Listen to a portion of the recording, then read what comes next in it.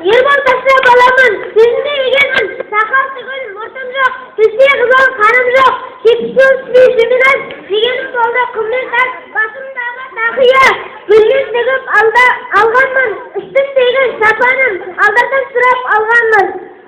Енді өтір көлемім. О халқым, бұл дүниеге келмей жатып, әкемнің әкесінің құдасының інісінің киесін бағыппын.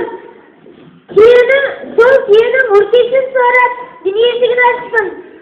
Сол түйелерді сойып, шегіртке, құмырсқа, инеліп,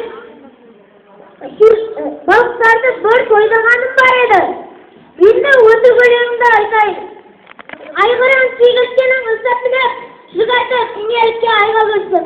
Бір жаста мелеңгіштен айналыстым, шарымайдан үзілмейтін арқан естім.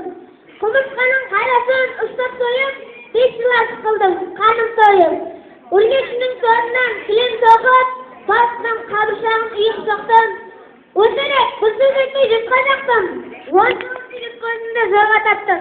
Қаныммен көйлегімнің көрін жуып, шалғыжадым қарусыз жоға шаттым. 30-12 бас жеті түсті, көрнектен бұрын мұндай кереметті.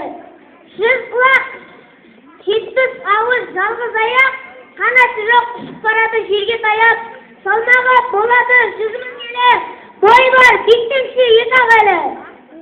Иненің көзінен өтіп кетіп, 7 уат жер астына кіріп кетті. Инені тауып алып қасым жерді, 7 уат жер астына тапты берді.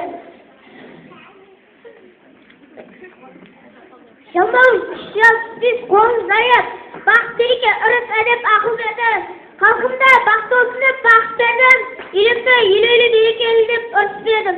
Әдеп пен ақылды өзіме алып, сол халықтың ішінде